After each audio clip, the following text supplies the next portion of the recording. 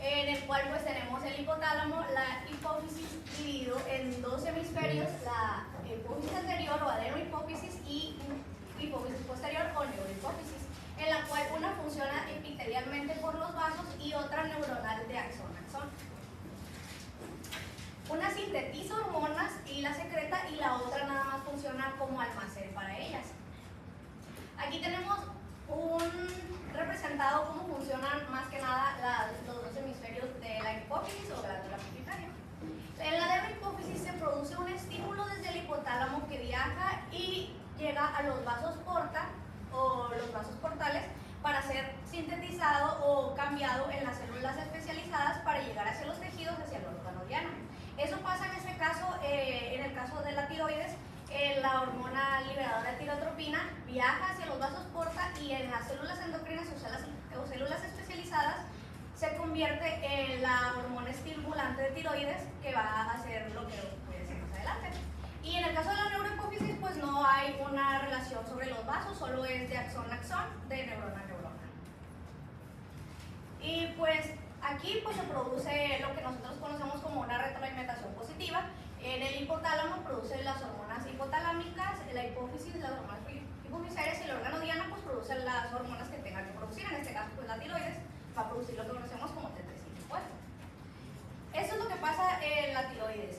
Es un ejemplo de retroalimentación negativa, pues ya que se producieron las hormonas T3 y T4, estas van a generar un estímulo para el hipotálamo para que deje de producir y a sobreproducción va a haber un hipertiroidismo.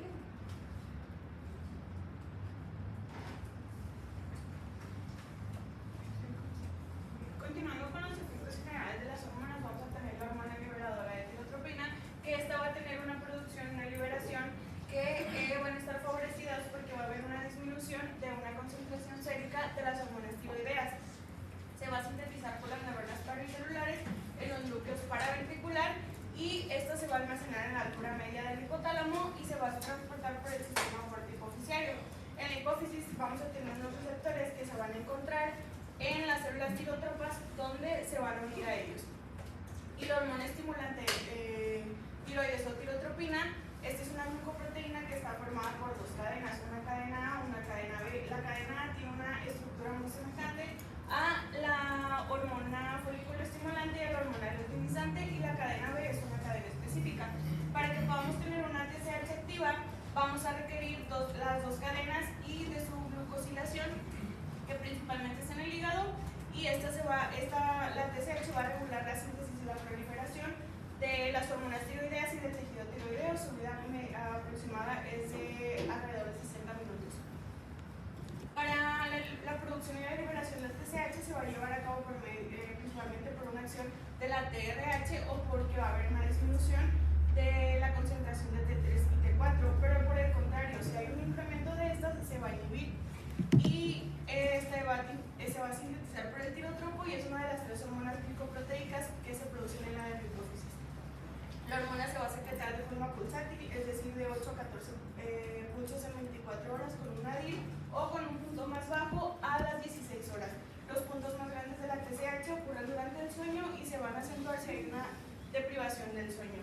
Una vez que se libera, va a viajar al torrente sanguíneo hacia la tiroides y va a estimular la síntesis de las hormonas T3 y T4. Bueno, ahora les vamos a estar hablando acerca de la producción de las hormonas tiroideas, que pues para empezar esta tiene una retroalimentación negativa de acuerdo a los valores de las hormonas tiroideas T3 y T4. Y estos van a influir en la producción y acción de la hormona liberadora de tirotropina como también de la hormona estimulante de tiroides. Hoy vamos a hablar acerca de la acción de las desyodasas en forma normal que convierte a T4 a T3 y realizan la regulación extratiroidea de estas hormonas. La TSH es el principal regulador que interviene en la síntesis, la secreción, la acción y el almacenamiento de las hormonas tiroides. Bueno, ahora hablando de T4 de tironina o tiroxina, la tiroides produce de 80 a 100 microgramos por día, tiene una vida media de 6 a 7 días. El depósito extratiroideo es de 800 a 1000 microgramos contenidos en su mayoría en el líquido extracelular y es metabolizada por las desyodasas el 40% deriva a T3, el otro 40% deriva a T3 reversa y el 20% restante se conjuga con sulfatos, glucurónidos o se desamina y descarboxila para convertirla en un ácido tetraiodotiroacético. En la triiodotironina, la tiroides produce de 30 a 40 microgramos por día, su vida media es muy corta, de 24 horas, su depósito extratiroideo es de solo 50 microgramos y la mayoría se encuentra en el líquido intracelular y pues tiene acción más potente que T4. Y pues las desyodasas, como lo vimos en el tema anterior que nuestras compañeras mencionaron, que pues es una enzima que cataliza la eliminación de yodo o que desactiva o activa las hormonas tiroideas. Aquí vamos a estar hablando específicamente de 3 tipos que pues en el tipo 1 se encuentran presentes en el hígado, en el riñón y la piel, catalizan principalmente la conversión de T4 a T3 por eliminación del yodo del anillo externo de T4. En el tipo 2 esta tiene una acción muy similar a la D1 y es localizada en el cerebro, hipófisis y grasa parda, pero sobre todo en el músculo esquelético, que por estas estimaciones se considera como el principal sitio en el que se forma más T3 a partir del T4. Y en el tipo 3, esta es inactiva desde el aspecto biológico y concentración y predomina en el cerebro y en la placenta. Y elimina el yodo del anillo interno de T4, lo que origina a T3 protegiendo al organismo del exceso de hormonas tiroideas. Para continuar hablando sobre los efectos que tiene esta en los órganos y los sistemas, nosotros hicimos este cuadro para que sea un poquito más dinámico y pusimos el órgano-sistema, cómo funcionan las hormonas tiroideas, que en efectos en condiciones normales, si hay un déficit de T3 y T4 y si hay un exceso de estas. Comenzamos con el sistema nervioso central, que este va a regular el desarrollo neuronal, la sinapsis y la mielinización, y va a modular los neurotransmisores como la dopamina, la noradrenalina y la serotonina. En condiciones normales debemos de tener un desarrollo normal en el cerebro de fetos y niños y debemos de tener buena memoria y el estado de alerta. Si hay un déficit, vamos a tener un retraso mental en los niños, vamos a tener somnolencia, lentitud mental y depresión, y vamos a tener hiporreflexia. Pero si hay un exceso de T3 y T4, vamos a tener ansiedad, insomnio, irritabilidad, hiperactividad e hiperreflexia. En el hipotálamo hipófisis, la T3 y la T4 van a regular el aquí lo que faltaría que me... Buenas tardes, compañeros. Continuamos con el tema que quedó pendiente sobre los efectos generales de las hormonas tiroideas. Vamos a comenzar con el efecto que tienen las hormonas tiroideas en el desarrollo fetal y vamos a tener que para la semana 11 va a comenzar la captación de yodo y la secreción de la TSH y la placenta con ciclo de yodasa tipo 3 va a inactivar la mayor parte de la T3 y la T4 materna, significando su paso al feto. Entonces, la importancia de la hormona materna, aunque sea en poca cantidad, es que va a controlar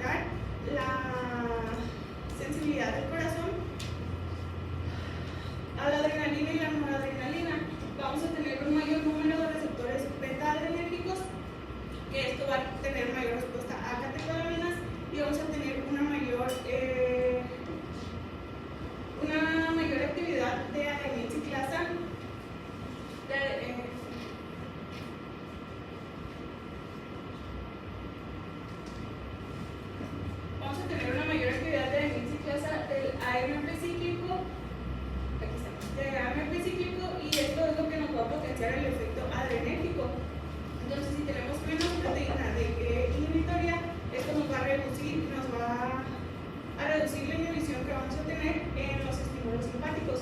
Y por ejemplo, el corazón pues, va a responder más intensamente al nervioso simpático. Por ejemplo, en el hipotiroidismo, el corazón es hipersensible a la adrenalina. Entonces vamos a tener palpitaciones, arritmias y taquicardia. Y los efectos que va a tener sobre el gasto cardíaco es que el AT3 va a mejorar la función del corazón y los vasos sanguíneos. Entonces va a disminuir la resistencia que vamos a tener vascular periférica y esto nos va a favorecer la circulación. Entonces va a aumentar el volumen intravascular y va a mantener la presión arterial estable. Esto nos va a mejorar la función ventricular diastólica y el corazón se va a llenar mejor de sangre. Y en el hipotiroidismo el gasto cardíaco va a aumentar, en el hipotiroidismo pues va a ocurrir lo contrario. En un resumen de los efectos fisiológicos que vamos a tener es que en un efecto ionotrópico positivo vamos a tener mejor fuerza de contracción y en un efecto puranotrópico positivo vamos a tener un aumento de la frecuencia cardíaca. En un aumento de la sensibilidad adrenérgica vamos a tener más respuesta a adrenalina y a noradrenalina y vamos a tener una mejor eficiencia de calcio, vamos a tener una mejor función cardíaca. Los efectos simpáticos, la hormona tiroidea T374 van a influir en el sistema nervioso simpático que nos van a ayudar a potenciar la respuesta que vamos a tener a catecolamina, la adrenalina y noradrenalina. Estos efectos se van a deber a que van a haber unos cambios en los receptores adrenérgicos y en la amplificación de las señales de la célula diana. El mecanismo de acción que va a tener en un aumento de receptores beta-adrenérgicos es que la T3 va a incrementar la cantidad de receptores beta-adrenérgicos por ejemplo en el corazón, va a haber mayor frecuencia cardíaca y mayor fuerza de contracción. En el músculo esquelético vamos a tener mayor actividad y metabolismo, en el tejido adiposo vamos a tener más glicólisis y en los linfocitos va a haber una influencia en la respuesta inmune. Para la potenciación de acciones a catecolaminas vamos a tener mayor respuesta en adrenalina y noradrenalina, va a haber un aumento en la actividad receptor intensificando la señal de los receptores beta y esto nos va a explicar los síntomas que vamos a tener como el nerviosismo, las palpitaciones y la sudoración en el hipertiroidismo. Y en las relaciones que van a tener en la tirotoxis es que va a haber muchas manifestaciones del hipotiroidismo, se van a deber a que va a haber una mayor sensibilidad simpática y por ejemplo vamos a tener taquicardia, ansiedad, temblor y sudoración y el uso de los beta bloqueadores pues van a bloquear los efectos adrenérgicos y van a aliviar los síntomas. Estos se van a utilizar en el tratamiento de hipertiroidismo y crisis citotóxica. En el caso de los efectos pulmonares, la respuesta ventilatoria va a causar una hipoxia o una hipercapnia. A lo que me refiero con hipoxia es que va a haber los niveles de oxígeno bajos en la sangre y va a haber una elevación en los niveles de dióxido de carbono elevados. Esto ocurre pues en el centro respiratorio, que es el tallo cerebral, que es el área del cerebro que regula la respiración.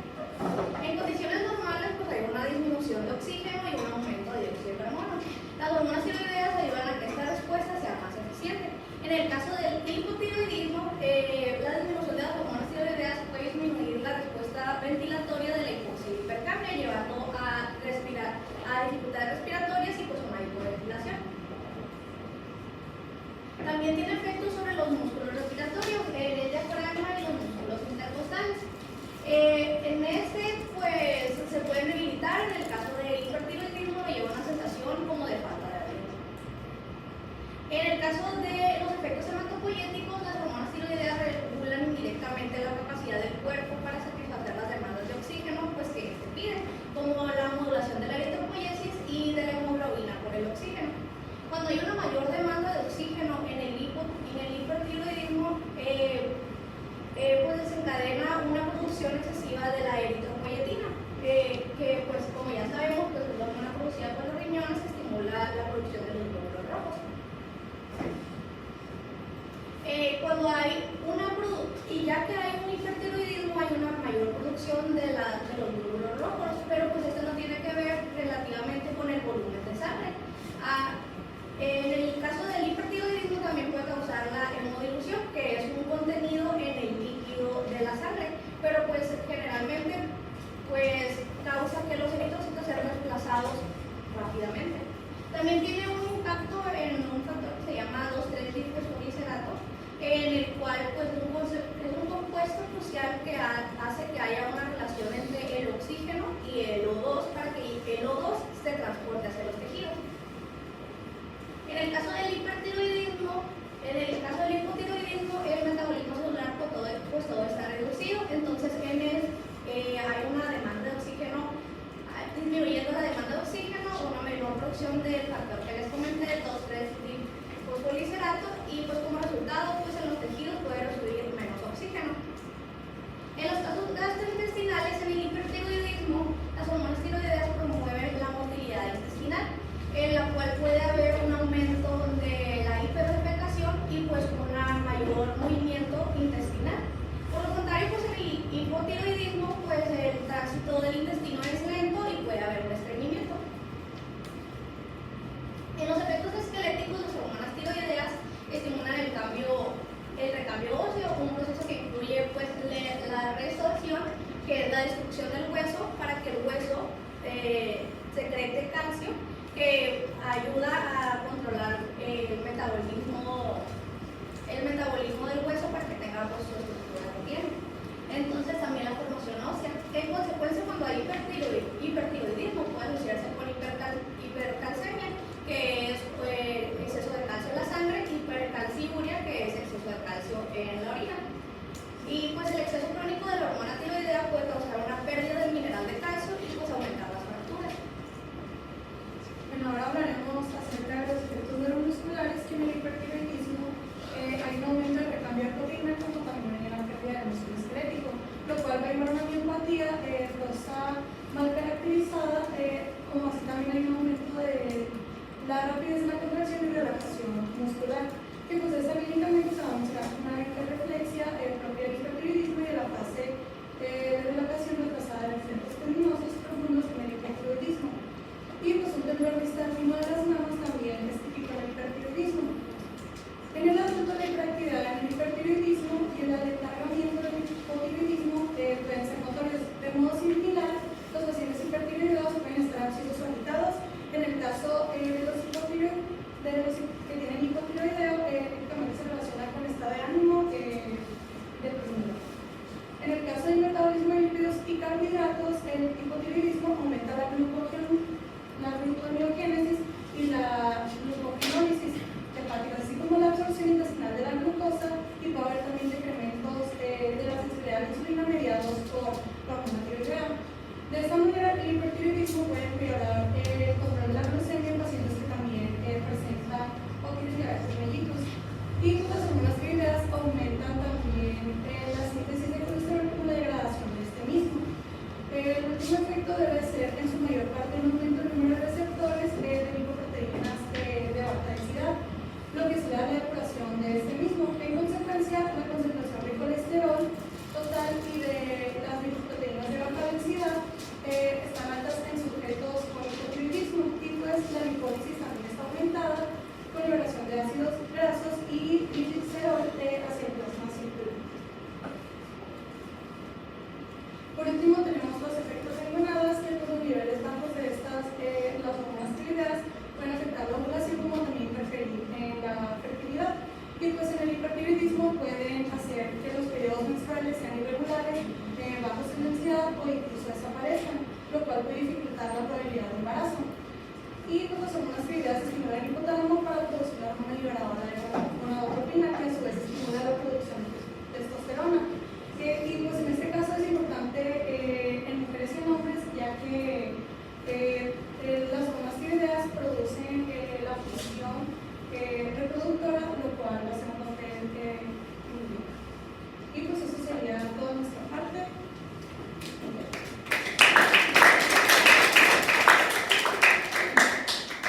En realidad este tema pues, son generalidades de las funciones, de las múltiples funciones que tienen las hormonas tiroideas, y si se dan cuenta actúan en todo el metabolismo del organismo, y una falta de ellas o una hipersecreción de ellas nos va a condicionar fisiopatologías que vamos a ir viendo ya con respecto, vayamos avanzando.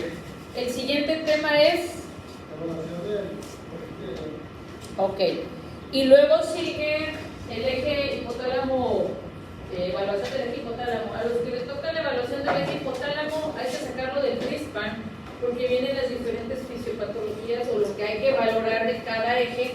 Si el eje está alterado a nivel de la hipófisis hipotálamo, cuál es ahí el problema, qué enfermedad le desencadenan. Los que me van a hablar de evaluación son los que me tienen que hablar de los laboratorios, que son cuáles las concentraciones normales de las hormonas y qué significa la alteración de cada una cuando están acompañadas, ¿no? Si tengo TSH normal, T3 bien, mal, aumentada, T4 aumentada, ¿qué significa?